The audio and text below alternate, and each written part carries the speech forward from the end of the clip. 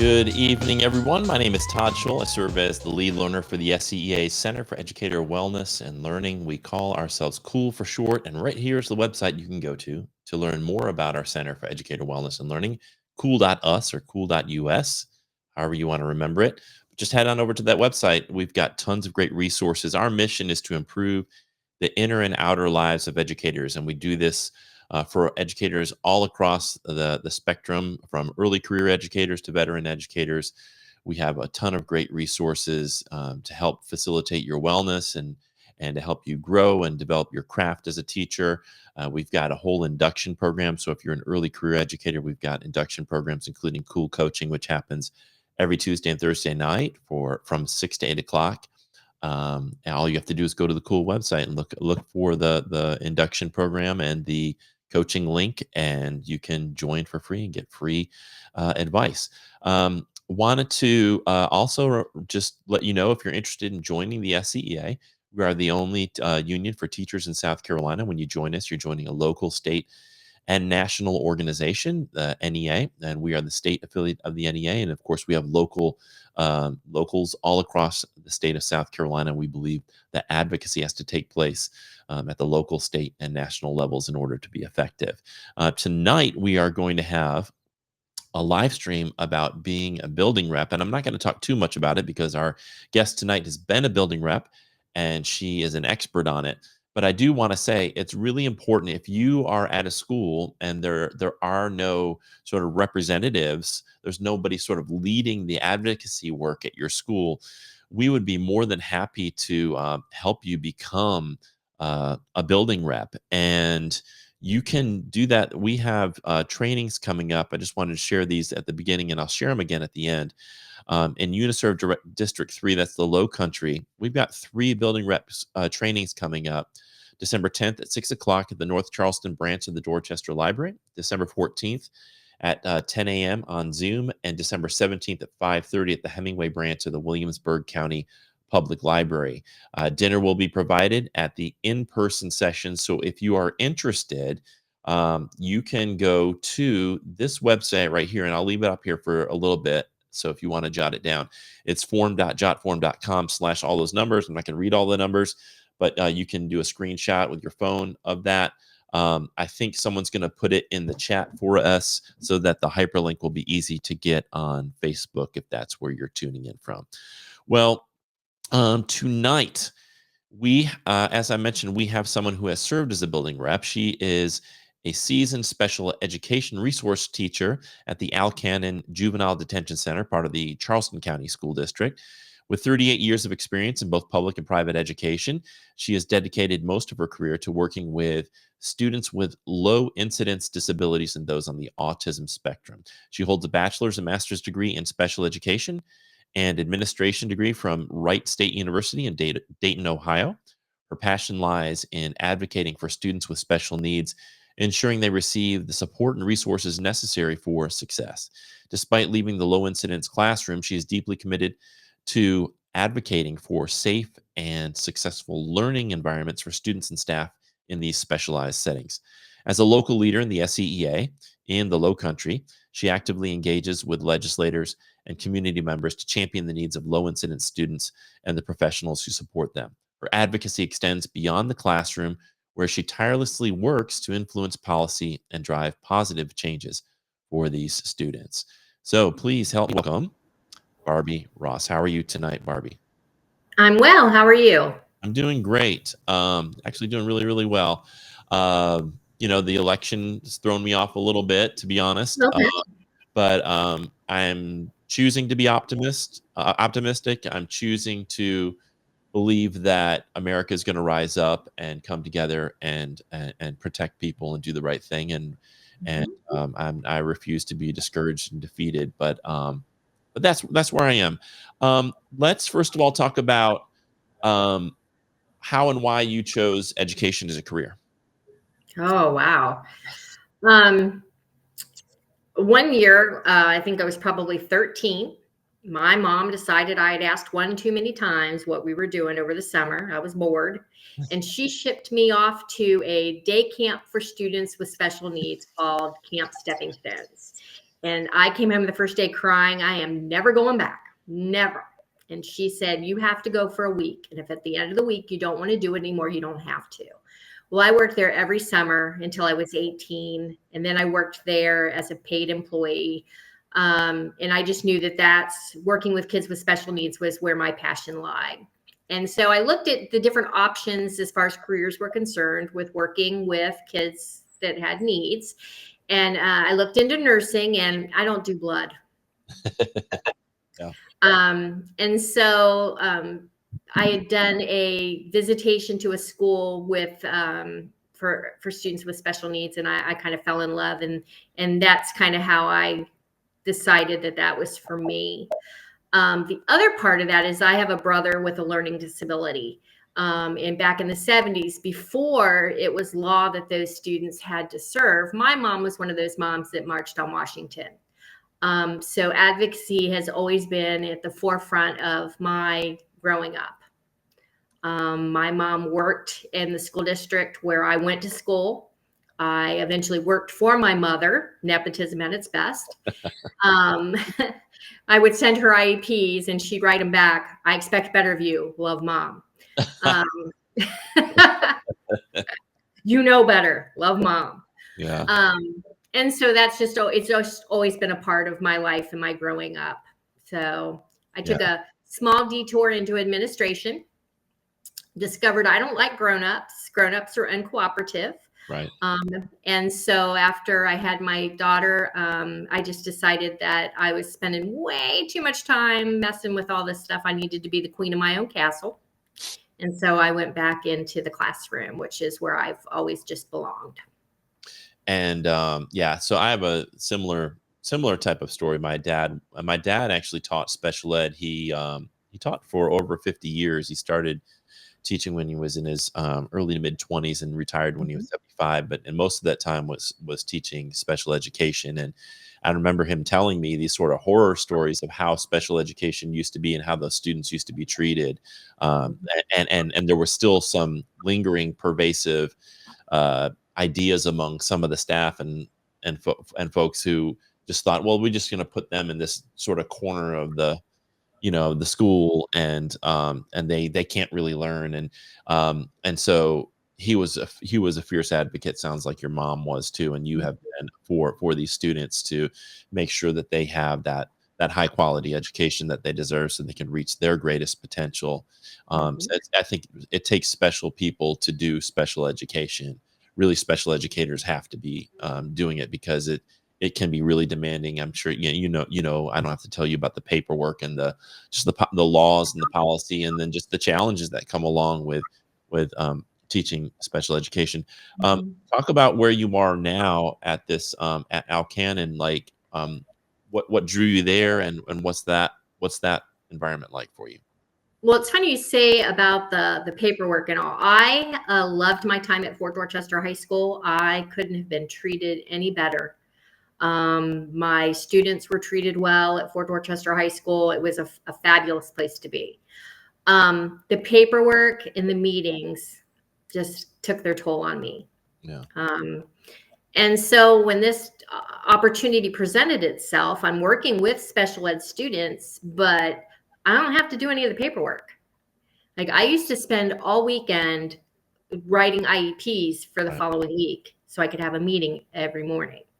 And that just was sucking my life away. The kids never been a problem. I love working with kids. I love them. I miss them terribly because it's a different relationship at Alcannon. But it was the paperwork that did me in. And then, quite frankly, the pay. I want to retire. This is like you said, year 38. I'll be 60 very soon. I'm getting to my expiration date. And so, your retirement is based on your last 12 quarters, your highest 12 quarters. And so moving from Dorchester County to Charleston County was a significant jump in pay. And so that was the other reason that I decided to move from Fort Dorchester High School in Dorchester to Charleston County. What do you think, now that we have like AI, what is the answer to that? Because I really feel like that's such a huge stumbling block, and that's why we have such a high turnover rate with special education in particular, because we know that teaching just in general, the teaching profession is very demanding and very taxing to begin with. It's a stressful, one of the top two stressful professions in the country, along with nursing that you mentioned earlier. Um, what would you recommend if you could talk to policymakers about that paperwork piece and some of the sort of regulatory pieces that would help sort of free up some of that time, so to make that job a little bit more palatable or like doable for more people? Well, I think the major concern is the balancing act between I need to be working with students, but if I'm working with students as I should be, when am I doing all the paperwork? So now I'm doing all the paperwork at home. And so for districts who have to jump through the hoops, and it's not their fault, they're trying to follow the law. They don't give us the time that is needed. I'm setting up the meeting. So that means I'm calling parents, tracking them down, scheduling meetings, rescheduling meetings when they don't show up, filling out all the documentation that I have made those calls. I've sent letters, I've sent certified letters. You have all of these hoops that you have to jump through, and I'm jumping through them not during working hours. Because Right. during working hours, I'm teaching. And for a lot of special ed teachers, because of the shortage, instead of teaching 3 periods and having a planning period, I'm teaching 4 periods a day. Right. Now, I was compensated for that 4th period, but I'm still doing all of this paperwork, and the increased number of students I'm serving, because we're short teachers, Right. causes me to be doing all of the paperwork at home if I'm doing it right. Because when I'm at school, I have kids sitting in front of me who need tests read, Right. accommodations met, help with whatever subject they happen to come in with. Plus, we're working on IEP goals. So I have a hard time telling a kid, looking kid and saying, sorry, I can't help you right now. I have this paperwork I got to do. Yeah. That doesn't work out at all. It feels like almost like what we need to do is compensate special education teachers for the work that they're doing at school, and then also compensate them for the work that they have to do after school after a certain number of hours. It seems like that would be a way to do it, like almost like they get a certain stipend for depending on the number of students that they have to serve. Or build in the time Yes. for them carve it out during the day for them to have time, or a day, 2 days a month, or 1 day a month, depending on how many kids you have on your caseload, where you are given a work day where you can because then when you're writing an IEP, I have to test the kids, collect the data, and that's on top of all the things we just talked about with arranging all those schedules. It's become an insurmountable job if you want to do it well.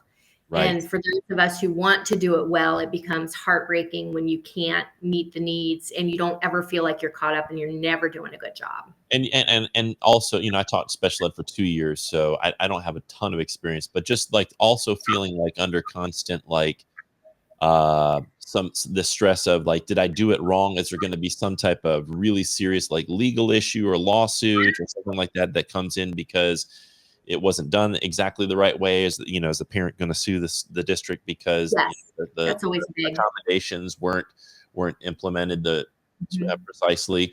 It's so I don't think folks understand how stressful it is. I think they just think, well, you're just teaching these kids with special needs, but they don't understand all of the sort of legal stuff that has to be on your radar, and then all that extra paperwork that you're doing. It just feel and like you're mentioning, because there's such a shortage of teachers, and then especially with special education, the folks who are there are often if you do become a veteran, you're often spending time training up the other special ed teachers that are coming in who are just kind of learning the ropes, and you end up having to help them write IEPs and manage all that. A problem with the alternative certifications. We have teachers that never student taught. Right. They've gone, so here we have them trying to navigate how to teach kids with special needs or resource kids. They don't know how to write an IEP. Classroom management's an issue. So that was a personal disaster for us at Fort. And then they weren't able to find anybody to replace me. So they're short. So that's just one of the many issues in special education. The other one that I'm very passionate about is that the reason I had to leave the low incidence classroom is because when you teach high school and even little kids, they can be fairly aggressive because that is part of communication. And that's the big part of our job is we're teaching kids how to communicate appropriately. So you don't want to do something, you're pinching my hand or you're biting my arm. I'm going to ignore that as much as I can to maintain that that demand. Right. Well, we have staff who we count on to help keep students safe from each other and to help me while I'm putting myself in kind of harm's way to kind of keep an eye on things. But because we don't pay a living wage, the folks that we hire typically are not people who have been trained real well. Right. There may be moms who didn't realize they were going to be touched, or retired people. So my last year, the culminating event, I got bit pretty bad and lost a lot of hair. And the adult support who was working with that student was in his 70s. He's a retired music teacher. Right. We interviewed 13 people for that job. And he was the only one that would take it because he was the only one that could afford to. Yeah. So we're not hiring people who are qualified because we don't pay the people. They're nice people.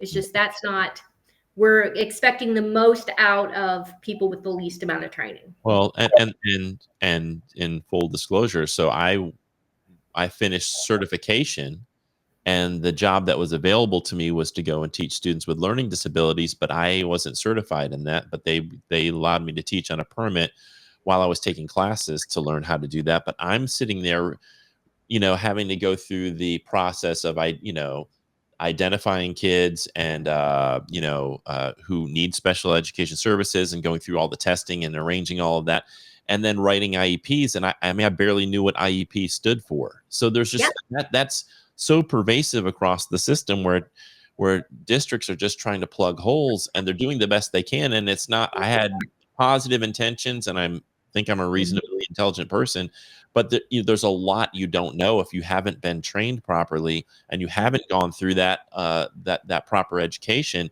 There's so much that you don't know, and you're having to learn on the fly. So of course you're not going to do it well, and then you're going to have to lean on any veteran that's in the school. And the school I happened to be at, there were 3 special education teachers, and 2 of us were on a permit starting our first year, and the other one went on maternity leave. So we're left, and we don't know what the heck we're doing. And really, there's very few people there that could support us. So, and ultimately, that hurts kids, right? I mean, even though the adults all have positive intentions, are doing the best they can, the kids end up suffering from that because they're not really getting the accommodations they need and the support services that they need. Yeah. So this is like something I think you're identifying, like where we really need to look at what we're paying people and the supports and resources that special education teachers need if we really care about those kids. If we care about the kids, we'll take care of the people who are the adults who are taking care of them. Yes. And it's not necessarily at the building level. I was very well taken care of. If I pressed a button and needed help, somebody was coming. There are horror stories even around South Carolina where, a special ed teacher may just be getting totally knocked around and nobody comes. I fortunately have never been in that situation. My assistant principals were right in there getting the knocks with me. It's just that when you're trying to count on people to protect you, you have to be able to have people who are physically fit enough to do the job. That's right. So, but let's go ahead and pivot to tonight's topic. I love special ed. I could talk about that all night long. My dad was such a passionate special educator, and he would talk about it nonstop, and I loved it. But But I want to talk about being a building rep. My dad was also a building rep at Conway High School for the SCEA back in the 80s. We moved here in 1986, and he was the building rep there and helped get the sick bank established. And it's such a critical and important role. I think I'm not sure teachers across South Carolina understand the importance of having a building rep at each building. Can you first of all talk about your experience as a building rep, and then talk about why it's important that each school building in South Carolina have one? My role as a building rep, I thought, was critical because I worked in a very large building, and I started to get involved right before COVID. And so there were a lot of issues that came around that. So I didn't necessarily consider myself a building rep, more of as a teacher advocate. I am passionate about many things, and because I'm willing to, I think it's because I'm older now and I'm not real afraid of much of anything or repercussions. I'm willing to put myself out there and say, hey, I don't think this is right. What are we doing about that? Right. And so people would come to me and talk to me about things. And I was fortunate enough that I worked for a principal who was easy for me to access and to talk to. And I think that is how I was able to develop my relationship with teachers and develop my trusting relationship with the admin. They both found it to be mutually beneficial to communicate with me. And that was, I think that's the key, most positive thing about being a building rep. We never had a contentious relationship, ever. Yeah. If I heard something brewing around the building, I would just say, hey, this is going on. Right. What do you know about it? What do you think about it? And he would tell me. And if he told me something was not for me to tell anybody else, I always kept that. And if I went to him and said, you didn't hear this from me, he would honor that. And that was very important for us in our relationship, especially during COVID. And so I think just having that relationship with the administrators really was, the teachers felt like they could come to me to talk to me about stuff, and I could find a solution before it got big. Right. And I think that's found that most administrators, what they don't want is you just coming in complaining or backbiting. It's like, but when I would come in and talk with an administrator about an issue, and what was key is to couple that, here's the issue and here's what I think we could do about it. Is that possible? Yeah. And then they either explain to me why it's not possible, and then I can go back and explain to my colleagues, here's why we can't do that. We want to do it. It seems logical, but here's why we can't do that. Or in many cases, they would say, yeah, we can do that, or we can, we can't quite do that, but what about this? An example of that was I was on the school improvement council, and I would go in and we would have this thing at the end of the year where every teacher had to go and kind of do a scavenger hunt and get signatures from like the custodial staff, from the library staff, from the, all over the place. And half the time those people weren't in their offices, and we're spending the entire day like searching people. These. Yeah. And so I went and I said, can we just have all those people come to like a central area, like in the auditorium of the library, and just be there seated at a certain time, and we can all go and get all those signatures at once? Not only did she not do that, but she said, I'll tell you what, we won't even have to do this anymore, as long as every teacher guarantees that if there's something they haven't done, that I can call them and they come back in during the summer to take care of it. I said, I'm pretty sure everybody's going to be good with that. So that's what we did. And then we didn't even have to do those scavenger hunts anymore. And so it's like, I just think a lot of times teachers, maybe they're afraid, but it's important that, like you said, I wouldn't have done that in my first couple of years. But as I became a veteran teacher and felt more confident about speaking up and realizing they're not going to fire me for just saying there's a problem and here's a solution. I think what we need is we need at every building in South Carolina someone like that who isn't afraid to speak up, but Mhm. also is a problem solver. So tell me, like, why that's important. If every school in South Carolina had a building rep, what would that mean for our profession? Well, I think it would cause folks to not be so frustrated. That would eliminate one of the frustrating things about your day. You know, a lot of people feel like, oh, I'm alone in this, or I'm the only one with a particular problem.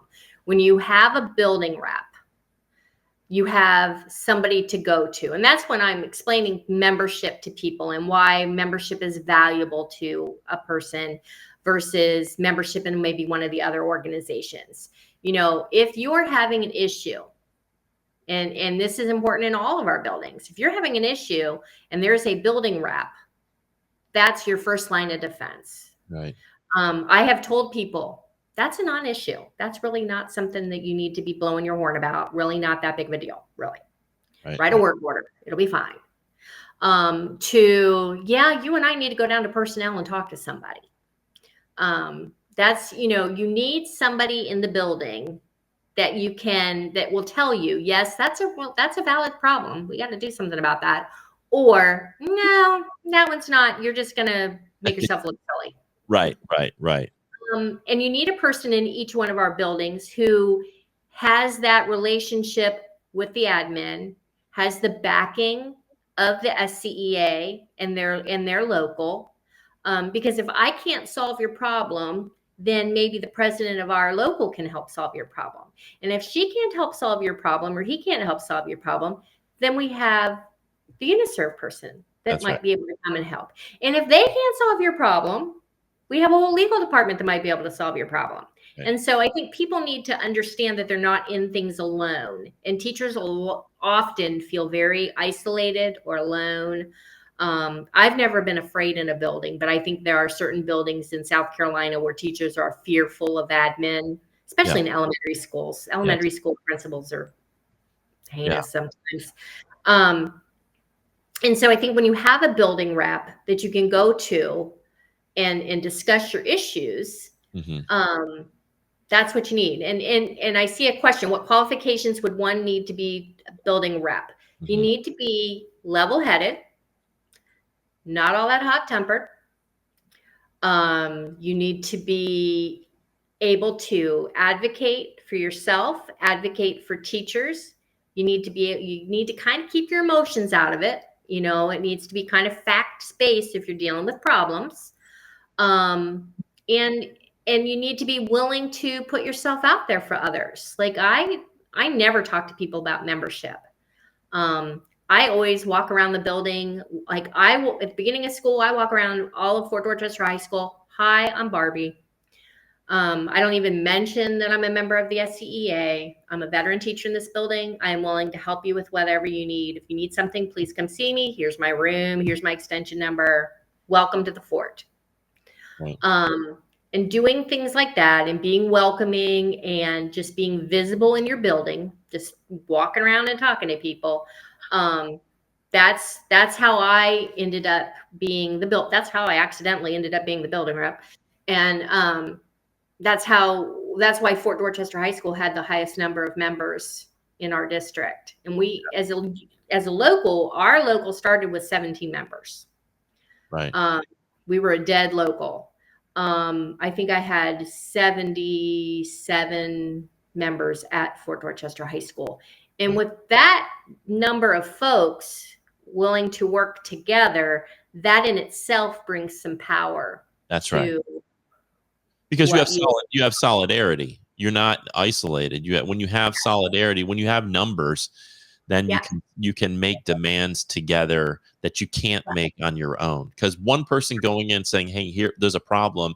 Well, if nobody else is telling me that as an administrator, I may not really care to address it. But if you've got, half the staff coming in saying, like I'm representing them and half the staff has told me this is something that's important to them and urgent. Exactly. That's absolutely essential. I think that's one of the things I've been really trying to push across South Carolina is this idea that teachers think of themselves as powerless. And I think, after this election, we think we're powerless. We're not. We're really not. We just have the illusion of powerlessness because we've been afraid to speak up. But if we would just come together, and folks brave enough to lead and then come together in the spirit of solving problems, in the spirit of taking on issues and being like a very rational, reasonable champion of just doing what's right and fixing things that aren't working. I mean, that's not, they're not going to mass fire everybody. But because we just think, okay, if I close my door and pay dues to an organization, somehow magically in Columbia they're going to work it out. And that model isn't going to work. True power has got to come from the grassroots. It's got to come from the bottom up in order to be effective. It's not going to work, just like paying cheap dues and hoping somebody's going to fix it for you and just praying that it doesn't make it, bad things don't make their way to your classroom. Well, the thing is a lot of times, when you work in a large school building, administrators have so many things that they're doing already. They don't know some of this stuff is going on. They don't know what the brewing is going on in the building. They count on somebody to say, hey, I'm a team member. I'm not the enemy. Right. That's important. People think union and I'm not the enemy. We're here to work together to make this school the best possible place it can be for the students who walk through that door. That's the goal of admin. That's the goal of teachers. We just need to work together to make that happen. I was in a fortunate situation where all of the admin in my building were very on board with that idea. Yeah. Now, delivery is everything. Like I said, you can't just go in, slam the door. It's, you kind of have to have a little bit of a sense of humor, some humility, and hey, I just want you to know. Yeah. Yes. My principal, I would stick my head in his door about once a week and go, hey, got some time for me? And he'd go, yeah, come on in. He never told me no. Yeah. If I asked him a question he didn't want to answer, couple minutes, if I texted him, or he'd come down to my door. Yeah. So you have to form that relationship with the people in your building. You have to form a trusting relationship with the teachers. With the teachers, the cafeteria staff, the custodians, all of those things. All of those people are a vital part of the building, and you represent all of those people. Right. So you need to make sure you're making yourself available to those folks as well. Part of being a building rep is having the 10-minute meeting where you're sharing information. Now, that was a struggle in my building because it was so big, so many people, so many meetings. I'm a special ed teacher. But we found ways to, we would use the WhatsApp app. There were core groups of teachers that would disseminate information to the members or the teachers in their department. So I would WhatsApp a message to a group of teachers, and then they would disseminate information, or I would show up at department meetings and say, hey, I need 5 minutes. Yes. And I've encouraged teachers to do that.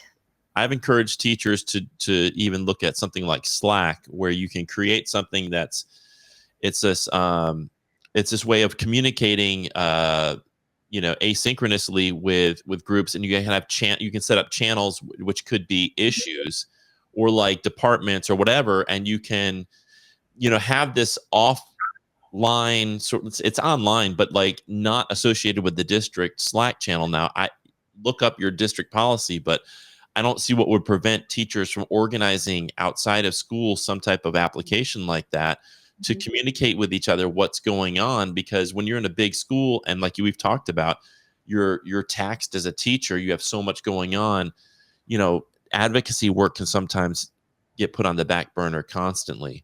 But I do want to ask, like Alicia said, asked what it takes to be a good building rep. And one of the things that I just want to keep hitting is this idea of solidarity, because I think too many teachers think, well, I've got it fine, I'm good, so I'm not going to say anything.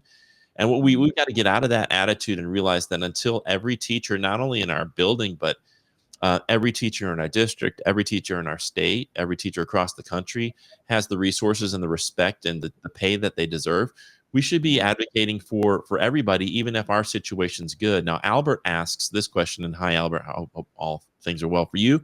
He says, I heard you say UNISERV director, Barbie. What are UNISERV directors, and how do they work with building reps?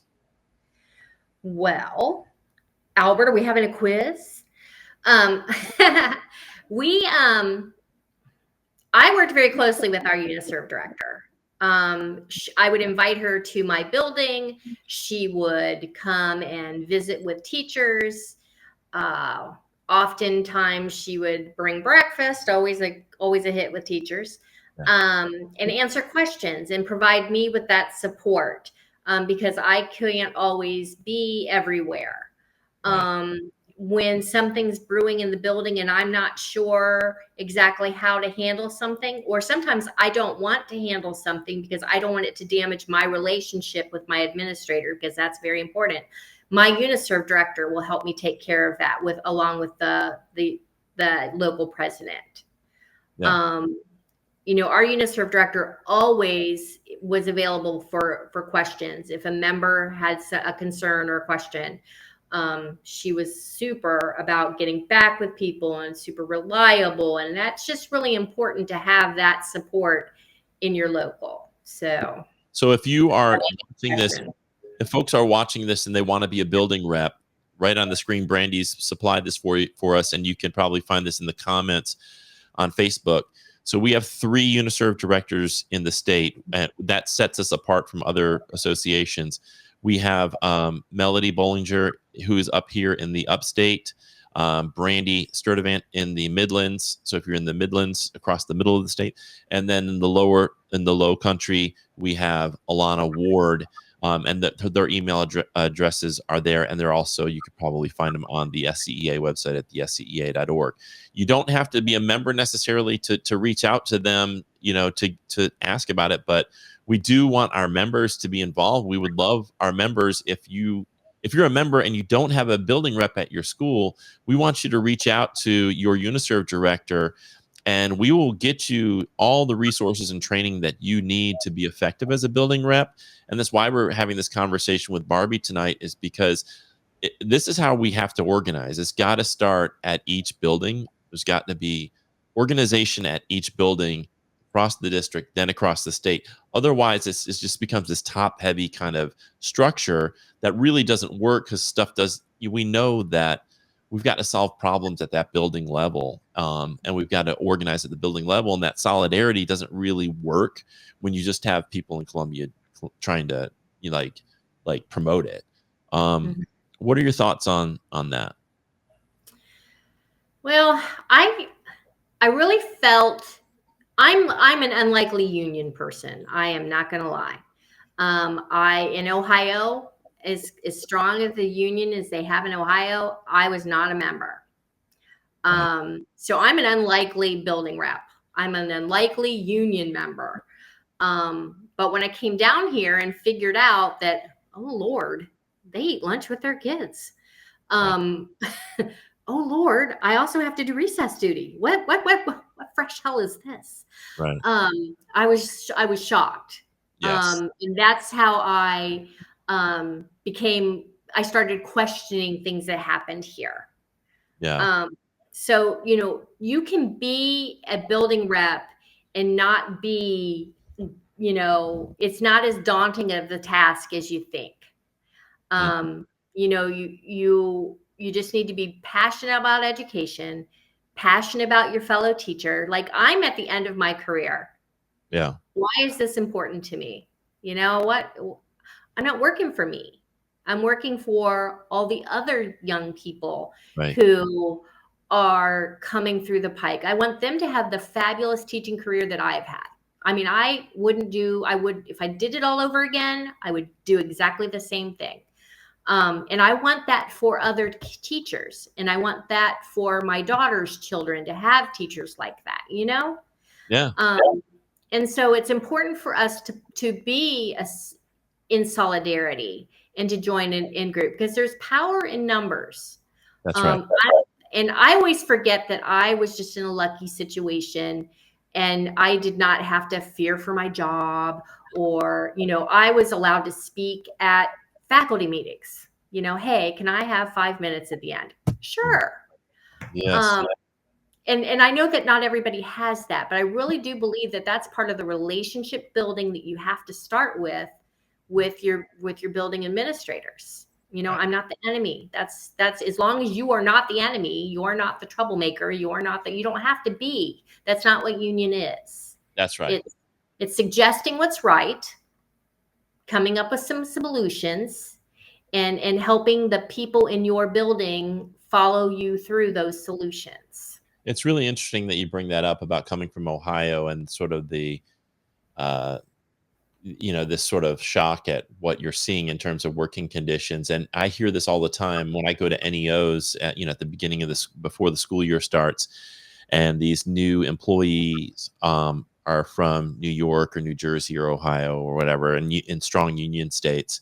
And they're like, of course I'm going to join my union. It's kind of like, just of course, it's like they're the people that are usually pretty easy to talk to about membership, because they understand and see what that means. Like when you actually have solidarity, and we'll just talk about the word union, when you are unified, when you come together as a group of people, you really do have the power. Then you're picking up, and I'm not using weapon as like I believe in violence, but you have this weapon now that you've laid down, and you think someone else is going to fight the battle. No, you've got to actually pick up that weapon and wield it yourself. And that weapon is unity and solidarity. That can't happen if you're just paying dues and hoping someone else is going to pick up a weapon for you. It's like you've got to become part of this battle. And I hate to use violent imagery, but that's the best metaphor I've got at the time right now in my head. But like it is a battle that we're facing, and we're against very strong, extreme people trying to dismantle our public schools right now. And after this last election, we're under even greater threat, because there's more power that these privatizers and anti-public education people are going to have. If we don't stand up now, if you're hoping that it'll be fixed somehow in 4 years, you're delusional. We've got to stand up now. And that's why I want to encourage everybody to listen to what Barbie's saying tonight, and join us at the SCEA and be a part of our union, and be a part of this movement. It's no longer sufficient to just buy liability insurance and hope that it's all going to work out. It really requires us to do some strong advocacy work, and one of the best ways you can do that is if your school doesn't have a building rep, to become one. Absolutely. Before we wrap up our conversation, what are some other things you'd like to talk about that we haven't talked about with regards to building rep work or being an advocate in South Carolina? Well, I think the important part from what we've talked about tonight is what you've just said.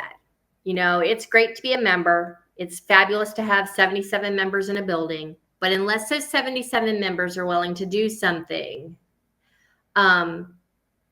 it doesn't really mean much. And so right now, with the way things are going with our elections, with the way things have always been in South Carolina, until we kind of band together and speak out, things don't change. That's right. And even my last 5 years of being a part of the SCEA, things have changed. Things have gotten better. I used to get kind of discouraged, because I'm like, oh my God, it's like I had the same conversation with these people over and over again. Come on. Yeah. But things have gotten better, not significantly. Yes. But there has been, change is slow. That's and right. Unfortunately for teachers, we like to make things happen. So we're a little more impatient about it sometimes than the old white guy in the upstate who's making all our decisions. We do have to work together. We have to be willing to put ourselves out there.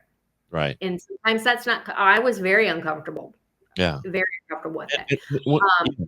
When we fight together, we can win. It's just and the more of us, if people would just get this, the more of us that are fighting together and speaking in unison, we can accomplish so much. But when it's just, I've been doing this advocacy work for a long time now, and just trying to get teachers to wake up to the fact that you actually have the power. You really do.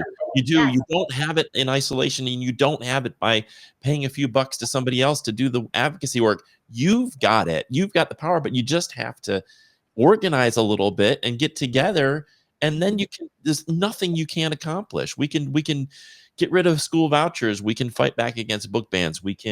There's so much we can do if we use our voting power, our voices together. It's just like, And the SCEA does a really good job of teaching you how to do that. I had no clue. right. When I started in this, I started, I was part of SC for Ed to start with, and I met Sherry East, and she was offering us solutions and offering us help. And so that kind of just morphed into a relationship with her and the SCEA. And I was just like Mary Rita's wingman. I just going to go with her just to go with her. I learned so much about how to speak out and how to make the needs known of the kids in South Carolina and what teachers need to be doing a good job. And I'll talk to anybody now. In the beginning, I was a nervous wreck. Yeah. So there are resources. If you don't feel comfortable, that you don't know how to do it, somebody's going to teach you how to do it. That's you just right. have to be willing to spend some time. That's right. And you develop the best relationships. I've made so many friends around the state. I can go anywhere now, and know that I will see somebody that I know that I've advocated with. I went to speak, what was it? Couple weeks ago. I hadn't seen Patrick Martin in almost a year, and Yeah. he was there speaking about something different, but at the same panel. So there's lots of networking, and it's powerful, and we just need to work together to make that power happen in South Carolina and help in at the State House. Absolutely. Well, Barbie, I want to first of all thank you for your 38 years of service to students with special needs. I really appreciate that, and we need more teachers like you. I think if we had a state filled with advocates like you in every building, a lot of the problems that we have in our noble profession would clear up. So I appreciate you leading the way, and also appreciate the work that you're doing with students with special needs, and your dedication to helping improve the lives of not only those students but the educators in your area, in your school, in your district, and really across the state. Your voice has been powerful and important, and I appreciate this conversation with you tonight. Thank you so much. It was a pleasure to be here. All right. Take care. Bye. Bye. All right, everybody. That was Barbie Ross. I want to thank everybody. So many people tuned in tonight.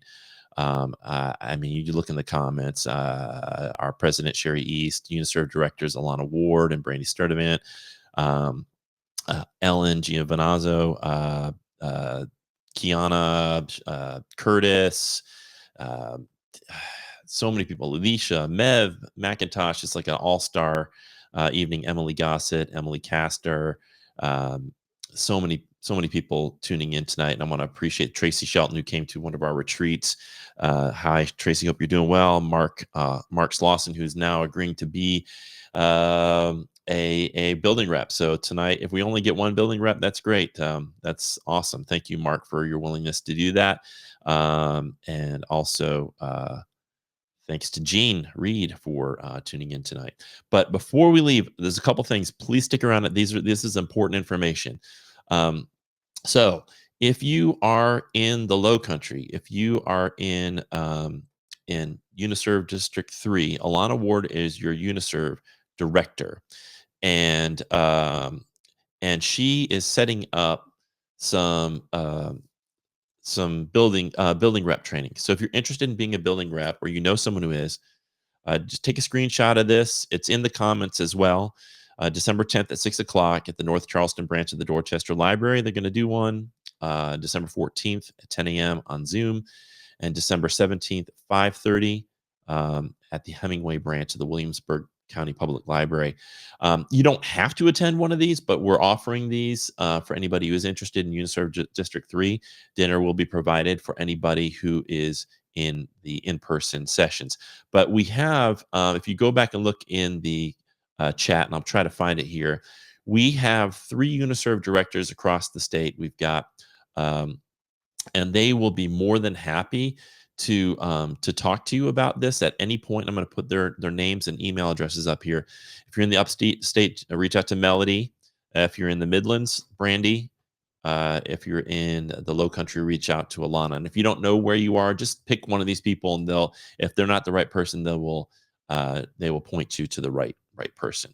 I want to thank Barbie is a really inspirational figure across the state. Exactly the kind of teacher leader that we need, the kind of vocal advocate that we need. Smart, problem solving, and willing to speak up.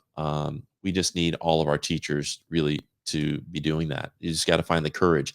And I know a lot of us feel discouraged right now with what's happening at with the last election. But that discouragement, it's good to feel that. I think it's important to feel that. But I think it's also important to look forward and to figure out what we're going to do to protect our public schools and our students and our teachers, because they deserve our protection. And as I've said a lot, I don't know who said this. It's not my quote, but there are future generations of American children begging from their knees for us to stand up now for them. So I hope that you will stand with us at the SCEA and do that. If you would like to know where you are in terms of Uniserv director, you can go to this website, the scea.org/contact. There's a map that's available there. Thanks, Brandy, for showing us that. A couple of other things that I want to promote. If you are an induction teacher, you're in the first 5 years, we have 2 things coming up that you might really want to know about. One is our Cool Coaching. This is free online one-to-one support for induction teachers. And this should just be a no-brainer. If you need advice and you don't want to go to someone at your school, but you just want some unfiltered, uncensored, real, raw feedback that is kept confidential. Every Tuesday and Thursday night, these 3 amazing educators are online from 6 to 8 p.m. And we'll send you to one of them. If you go to the website cool.us/coaching, it's free. You do not have to be a member of the SCEA. Of course, we would love for you to be a member. You can learn more about being a member from any one of these 3. But that is a free service we offer to our induction teachers, and those are teachers generally in the first 5 years of the career. We also have coming up next week, our second season of Cool Beans kicks off with Angelica McDonald's from the Florence area and Dr. Marcella Weinsnyder, who is the brilliant leader of our induction institute at Cool. And we're going to be talking about cell phones and technology and giving some advice to new teachers on these issues. And that's going to be next Wednesday. It's November 20th. I think that's a Wednesday. It's a week from today at 6 o'clock, right here, same place. If you didn't get a chance today, we just released a new Cool Views article. So if you're a reader and you like to read about issues, Steve wrote an article about elections have consequences for students, and he talks about the impact that these elections are having on students, on the culture, and some of the threats that they have faced. We saw some despicable texts and I'm not even going to repeat them, but just despicable texts that have gone out since the election to students of color. And we have to, as educators, come together to protect those students and make sure that they're not being bullied, and that there is an environment of inclusivity and kindness and compassion in all of our schools. And while you are dealing with the stress of all of this is why we couple at Cool our wellness resources with this advocacy piece. Those things don't work. Advocacy isn't sustainable and isn't going to work if you can't keep yourself well, mentally and physically well. And that's why we offer these wellness resources like mindfulness retreats and Cool Yoga. Cool Yoga is a really great way for you to unwind every Wednesday night. In fact, I think it's going on tonight. Alex Del Castillo does Wind Down Wednesday. If you go to the Cool website and you look under the wellness tab, you'll see all of his yoga sessions. They're free. You do not have to be a member to enjoy them. If you want to explore yoga, we also have mindfulness stuff. We have nutritional stuff like Cool Bites, tidbits on gut health, things like that. So we feel like, if you're not well, you can't advocate. And if you're advocating, we need to advocate for teacher wellness as well. So those two things go really hand in hand.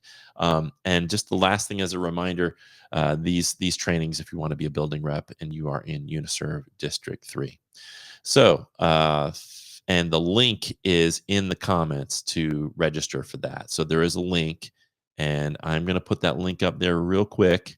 It is this long thing. So get out your phones and just take a shot of that, or just go to the Facebook page and look. And I think Ellen put the link in there, so you can just click on that link and register for those building rep trainings.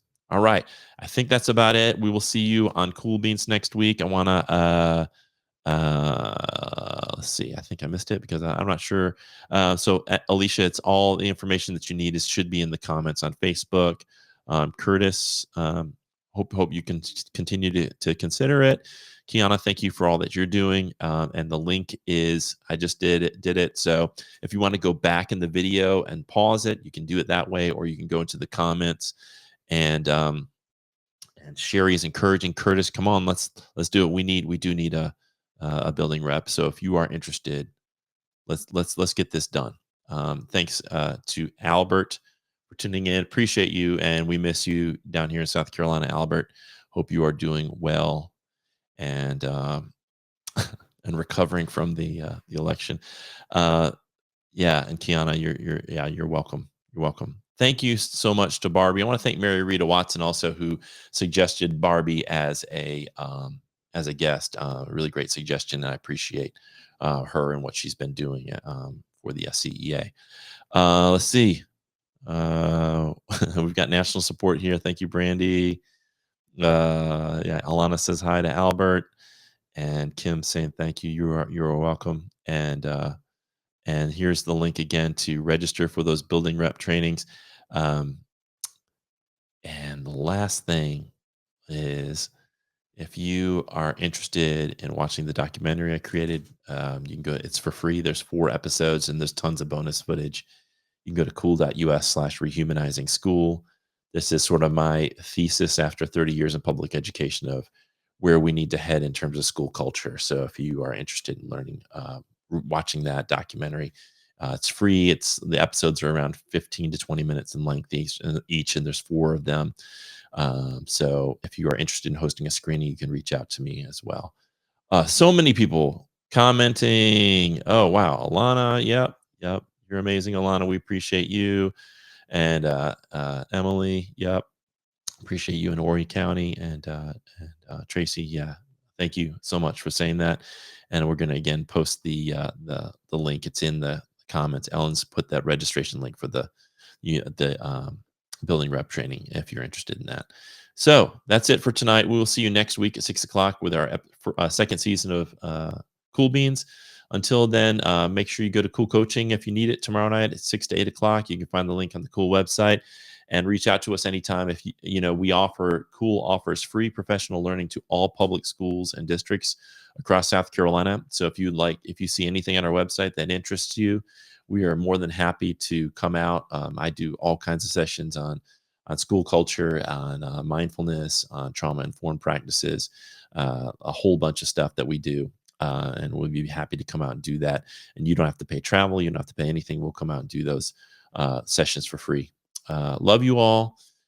Stay strong. Together, we are going to fight back against the darkness and the forces that are allied against our public schools. But we can't give up.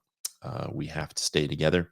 We have to fight together, and that's every single one of us. It's the battle is coming to us.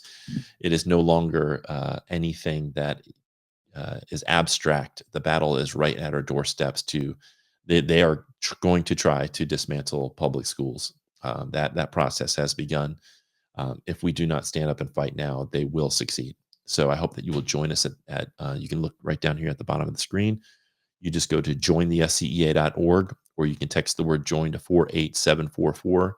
That'll come up one more time. Then I'm going to close out.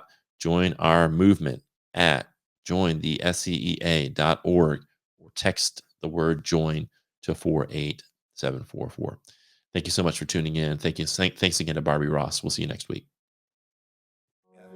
Together we learn, together we grow, together we heal, together we flow.